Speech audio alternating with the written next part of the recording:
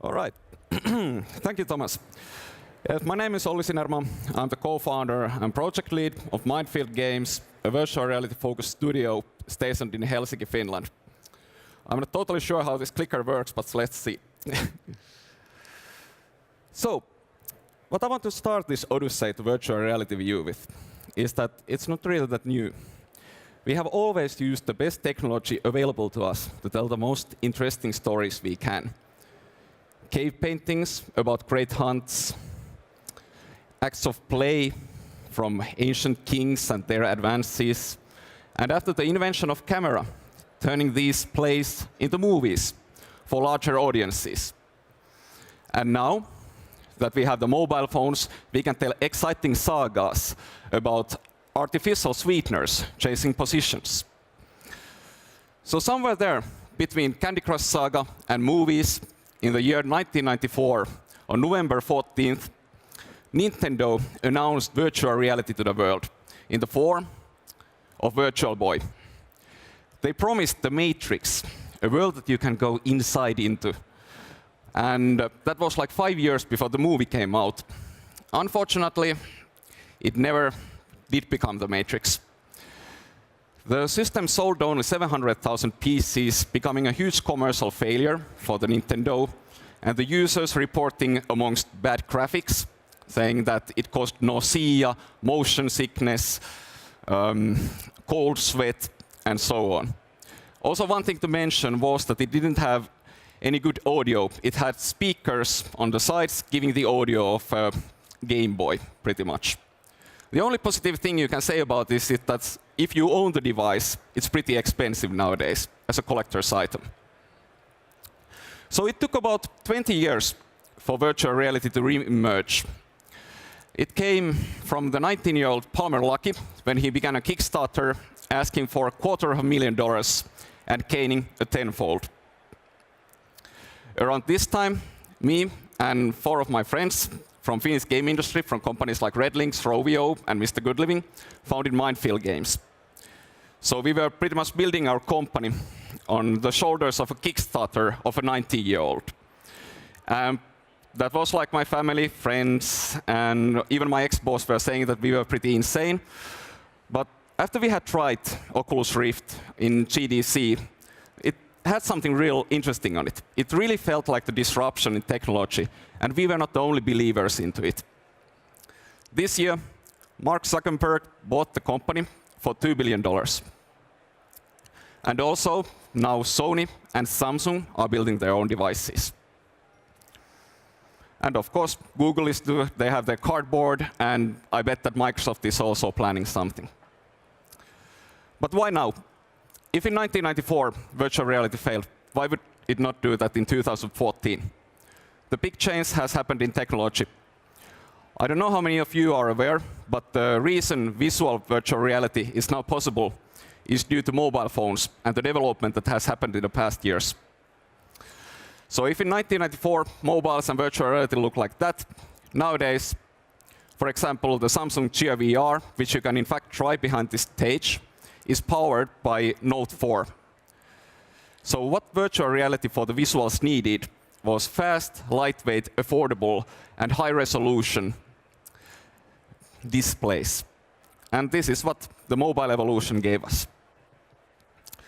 So the graphics, they are out of the list. They are no longer the issue that the Virtual Boy had. So if in 1994 virtual reality looked like this, in 2015, when our game Pollen will come out, it will look something like this. This is an actual in-game screenshot.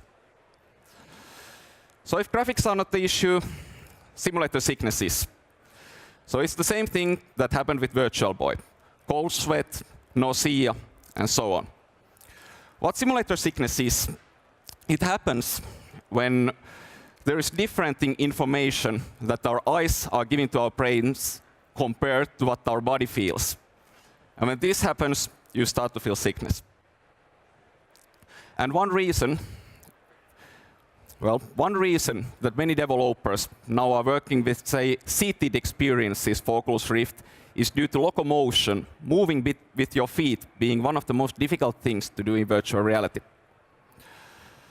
So Because of this, PC games, I'm saying that they are bad VR experiences, but for example, simulators like driving simulators and space simulators, like what Hilmar's company is doing, those perfectly well, pretty much out of the box. But say that I want to play a game like this awesome parkour game called Mirror's Edge.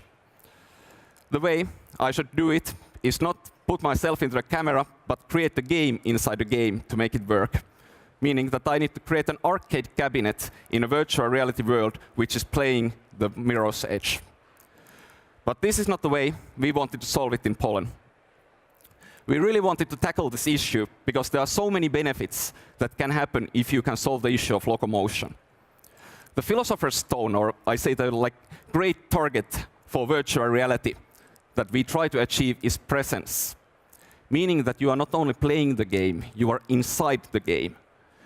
And first-person exploration games, like what we are doing, is a great way to achieve presence.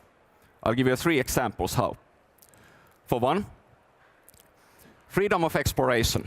Our game happens on Saturnian moon Titan, pretty much influenced by the 2001 Space Odyssey, and you could even say that by Interstellar, which just came to the movies. You are free to move in the whole area, explore, go outside, even travel some space, and so on. Every object in the game world is operatable. Exactly like in real world, we don't have objects that are glued to the ground. You can lift them, rotate them, throw them, and so on. And if they have interaction in the real world, they have one in ours.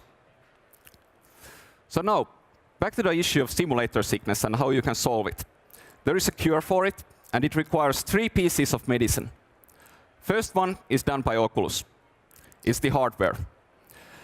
Amongst the DK2, with other great advances it made, was the frontal camera. So for example, sideways motion, which is a very natural movement for us humans, if we cannot interpret it into the virtual world, you will instantly start to feel nausea. Because it's not what your body is reacting to what your eyes are seeing. There's a difference.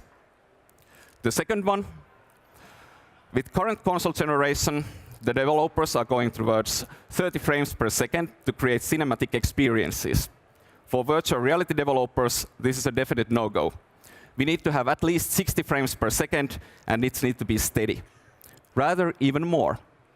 And as like a virtual reality developer, I have to think about doing cinematic experiences that player can view. Instead, what we can do is put him inside where the action happens, which is much more exciting. And the third one, being the most important one. So hardware, frame rate, and then comes design. With the design, I would really love to say to you that do this one thing and you get instant presence, you get instant cure for simulator sickness, but the truth is it's a gazillion things. It's been for the last 2 years that we have been developing and learning and studying virtual reality, human behavior, and how we act as human beings. That has generated many things that we need to implement into a virtual reality game to make it work. For example, natural motion in acceleration. Usually in first-person shooter games, you move from 0 to 100 miles per hour on one button click. When in real world, we humans, we accelerate. We accelerate quickly, but we do it. And everything like this needs to be implemented to make the games work. I'd really like to go deeper into this design, but that would probably take the rest of the slush for me to do so. I'll leave time for the other speakers too.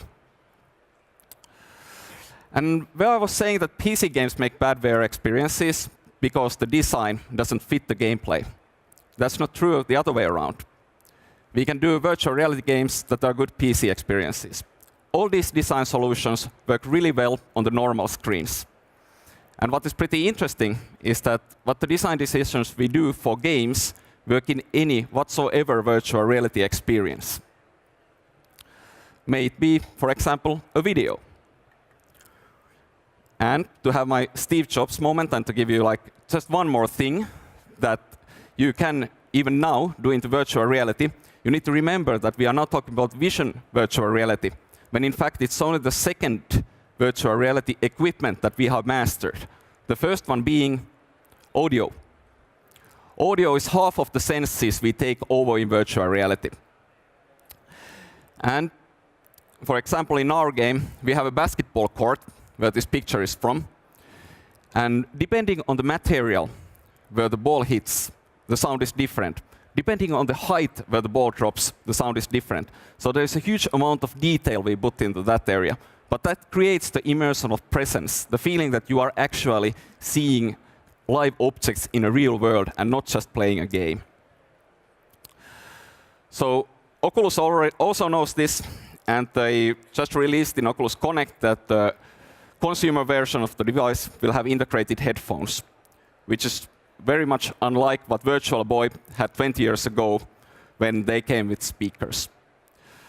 So this pretty much adds up what I had to say on developing virtual reality and how you can achieve presence and how you can fight the simulator sickness. This is a trailer of our upcoming game, Pollen. Thank you for your time.